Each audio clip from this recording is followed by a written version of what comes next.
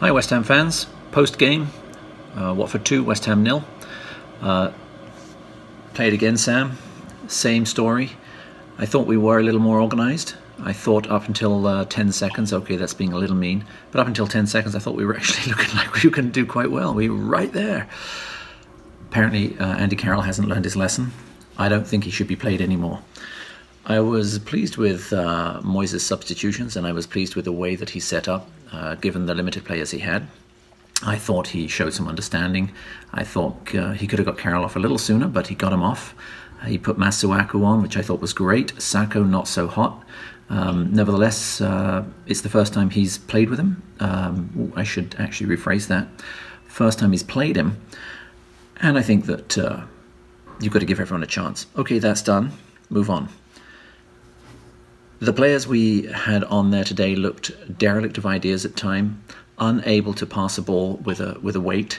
We cannot seem to give a weighted pass. That is a pass to a player without it being at 350,000 miles an hour, so that the player has to let it bounce off him and spend 100% of his cognitive ability controlling that before he can look up and look around. We don't seem to have a player that can put a ball where the player is going to be when he gets there.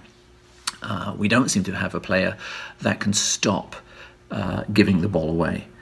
These are things we need to work on. It's going to take a long time under the new regime to iron out those problems that we have developed steadily in the past 18 months under Bilic. Yes, I know he's been around longer than that, but it's 18 months that the wheels have really fallen off. We don't have much time to do it. If you thought Watford made us look bad, wait till we play Leicester. They counter-attack like crazy, and we have the same problem. We had the same problem today that we've had time and time again.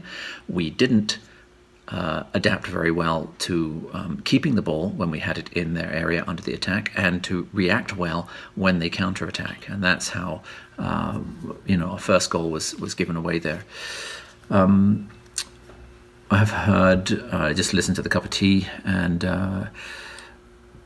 Gio and Tom were saying, what do we do in the future? I think this is what we do in the future. Where do we go from here? You can throw your hands up, or you can say changes need to be made. Here we go. Lanzini, our little gem.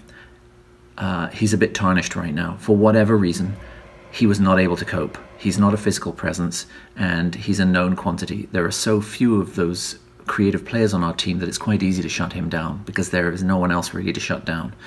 I don't think we play him for the next little while. I think he's on the bench and we use him as an impact sub. What is going on with his right hand and his black eye? Beats me. Anyway, needs a rest. Sakho, he had his chance. Bye-bye. Carroll had his chance. Bye-bye. He's out there like a gorilla. He's going to cost us another game before long. I'm not interested. He has not shown the maturity to play. So Wolfsdad can stay off until he stops acting like a gorilla. Noble, love him, heart of West Ham, can't seem to pass a ball. Too many turnovers today. Coyote, anonymous for chunks of the game, awful miss. I just think there's something amiss. And what we do to go forward is, I think we play 5 at the back. I think we've got Zaba, Ogbonna, Rice, Reed, Cresswell, any mix and match, but Cresswell on the left, Zaba on the right. I think in front of them we have to play either Coyote or Obiang as a defensive. Obiang had a terrible game today, but it is unlike him to be quite that bad, so he would be my nod. In front of them, Arnautovic goes right in the middle, because if anyone actually showed a bit of effort and industry today, it was him. He actually ran back. He ran back. He seems to have listened. And I can't blame him for missing that chance. Gomez was fabulous. He was in the right places at the right time, and let's hope that that isn't any more than a few twanged tendons in his arm and not a break, because we need him back. He's big, and we had no one who would run through the midfield, no creativity, no one who was willing to take on anybody. It was all pass sideways, pass backwards, loop over the top and hope. We need someone like him to be able to engine right through the middle. Coyote used to be that player, not anymore right now for whatever reason. Stirring said he wants to leave. Well, maybe he shall have to go. I don't know. And then here's where we really shake it up. I think Masuaku in front of Cresswell, instant impact today, lightningly dangerous, beautiful footwork. He's creative and he's got speed. Get him on that left side instead of playing Arnie there. Put Arnie bang in the middle, like I said. And on the other side, is it Hazabanovic? Get him on. And in front of him, Martinez. Let's start shaking some trees here. We really, really, really have to start spanking some bottoms and putting some people on the bench. It's as simple as that. Really impressed with the way Moyes came out today after the game. None of this, oh, we could have won it, we had... No, he was direct. We were not good enough, and I'm disappointed. Well, good, because the rest of us are too. Come on, you Irons. So West Ham lost to Watford 2-0 on Sunday to add to our woes, and the club will be releasing their report and accounts in January of next year, and some data has already leaked through to the press. I thought it's quite important given the anti-Board concerns at the moment, and I'm very agnostic about this. I sit on the fence. I'm not pro-Board, I'm not anti-Board, but it'd be interesting to look at some of the statistics that have already leaked through and see how the club respond in January to the report and accounts. I think the key thing about the report and accounts is that they're going to announce a record turnover year for the club. It'll be £200 million, which is a phenomenal figure. A lot of that will have come from TV revenue. I think the breakdown there is about 122 million. We've got 40 million from ticket sales. This is the first season at the London Stadium, and about 30 million which comes from sponsorship and retail. Now, obviously, wages are up. I think wages are up to about 95 million. And there are other costs, but that gives us a gross profit of £80 million. So clearly there's going to be a lot of concern about where the money's being spent. Now, I'm not a qualified accountant, but you obviously have to look at that figure, and that is before player trading. And believe it or not, we're not going back to the summer just gone, we're going back to the previous summer. We actually had a net spend of £30 million. There are other debts to be accrued. So one of those debts was the debt to Strama. I think it was about 15 million. I'm not totally sure whether Sullivan paid that off or the new board member paid that debt in order to get a place on the board, but that debt has now been paid. There is also other debts the club clearly have spent on the stadium to be West Ham branded. That debt can be paid over 99 years. It's about £15 million. There's also the shop and office fittings and so on. That's £10 million paid over 10 years. But the club are actually paying that debt down a lot quicker. The other thing about transfers, if we buy any players, you have up to 5 years to obviously pay the final bill and settle. But when you obviously acquire a player, 50% of the transfer fee is paid up front. So what the club will be saying is they aren't cash rich, even though we've got this figure of roughly 50 million, take away the debts I've just mentioned, as a gross profit. Basically, Gold and Sullivan aren't putting their hand in their pocket and putting money into the club. They did when they first came on board. They put £50 million of their own money in. By the way, that's not necessarily a gift. They've earned interest on that, so it's been a very good deal for them. They're borrowing against the training grounds. They're borrowing against the shop lease, etc., because they're not the club is not cash rich. They want the club to be viable and stand alone on its own. You then sort of revert back to our current form and where we are. Clearly, they had to make changes with Bilic. Moyes is on a deal of £10,000 a week, and he gets £2 million if we stay up. So a big incentive, although just to manage people's expectations, £2 million is a lot of money. He did get 6 from Man United, having failed there. So hopeful that incentive of £2 million still is there for him to try and work his magic and keep us up. If we do go down, clearly you do have parachute money, etc., etc., but you don't have the fortunes of being in the Premiership.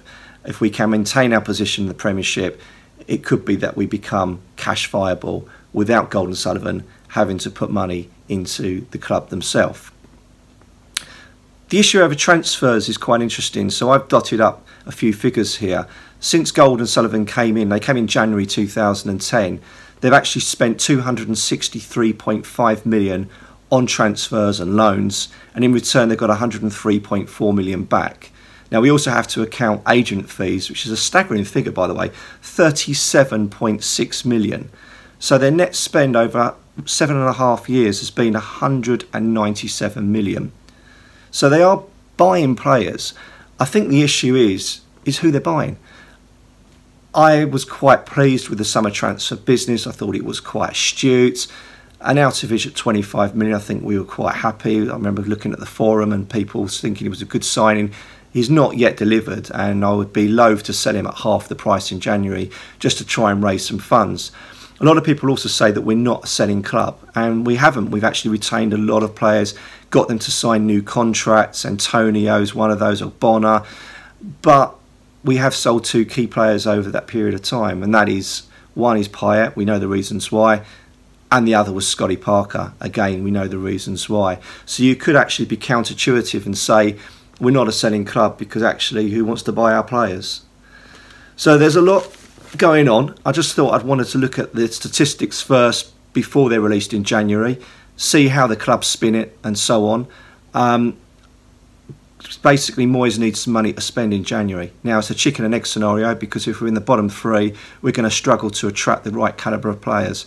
I know he's clearly identified who he wants to bring in, so the club needs to support that. There's murmurings of 25 million being available, not being enough. I don't actually know what the figure is, and if it is 25 million, it's stupid to actually say 25 million because you don't release how much money you're going to spend to the market. It's always a very tricky period to bring in players in January. There's a lot of blame culture going on at West Ham. You know, is it Karen Brady? Is it Gold? Is it Sullivan? Was it Bilic? Is it Moyes? There's a lot of propaganda going on with regards to training videos suggesting that Bilic actually wasn't making the players fit. This was supported by comments when Jaap Stam mentioned about Reece Oxford not being fit, Valencia when he went to Everton, and even Randolph when he's gone to Middlesbrough, which is bizarre because obviously they're a championship club. But I think we've just got to set the record straight. We are under new management now. He's brought in the coaching staff. The club should support him. They need to support him. We're not going to sack the board by saying sack the board, sack the board. Ultimately, the board will get the vibes that we're not happy with what they're doing. They're not going to sell, guys. They're not going to sell. The reason they're not going to sell is if they sell, a percentage of the profit they make is paid back to the legacy. So I think it's a 5-year clause. So they're here for a bit longer.